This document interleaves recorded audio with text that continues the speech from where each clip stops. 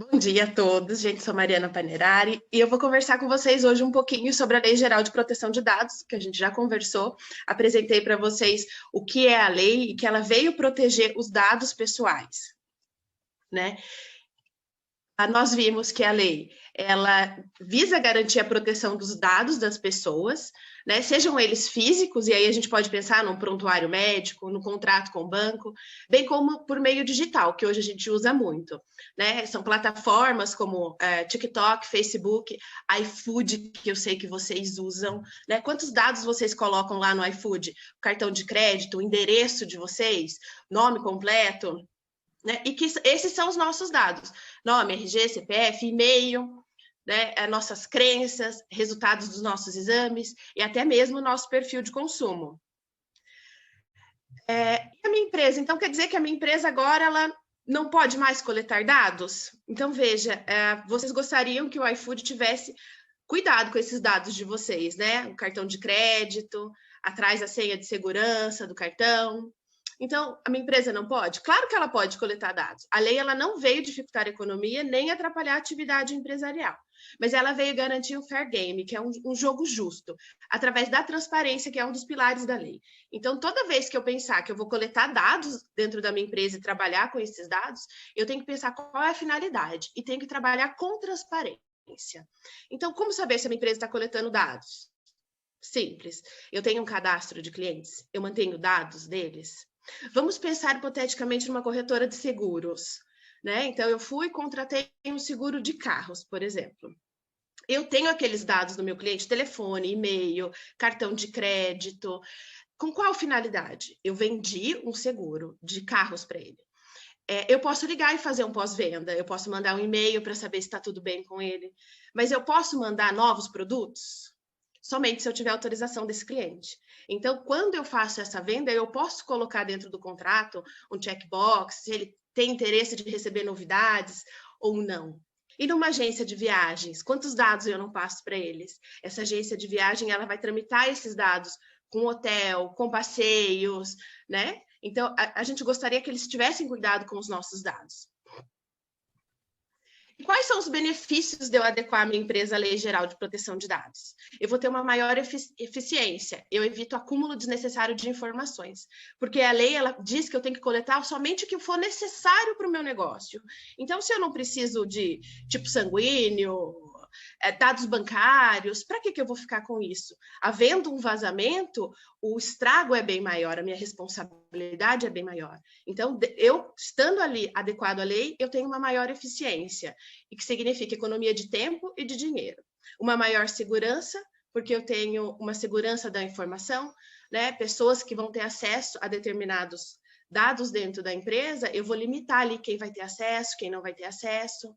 Tá? Maior transparência, a lei geral ela garante essa clareza para os clientes e para o mercado, né? E aí você mostra, estando adequado à Lei Geral de Proteção de Dados, a idoneidade da sua empresa perante ao mercado e aos demais concorrentes, porque nós aqui, né, temos essa preocupação com os dados.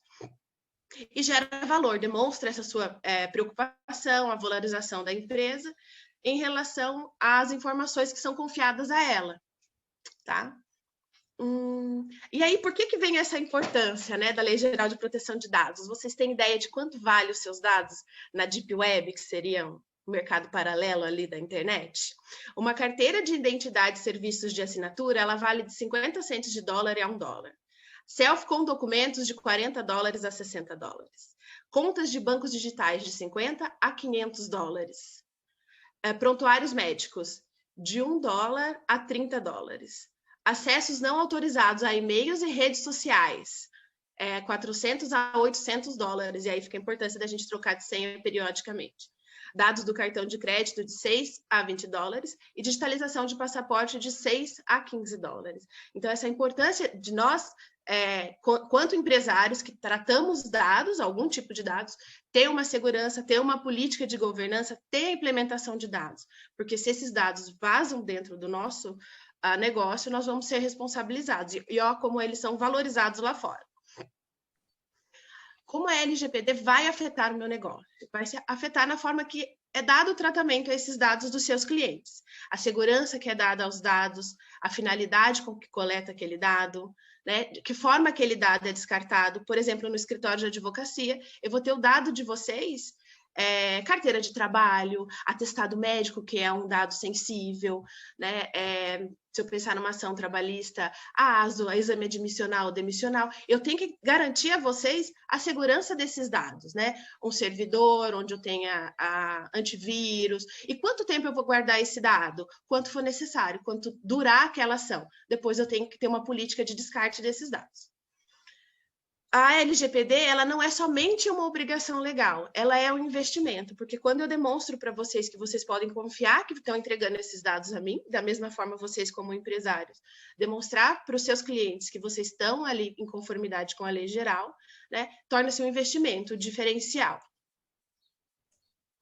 Alguns cuidados, e aí a gente vê como é necessário para todos que trabalham com dados ter a adequação da Lei Geral de Proteção de Dados.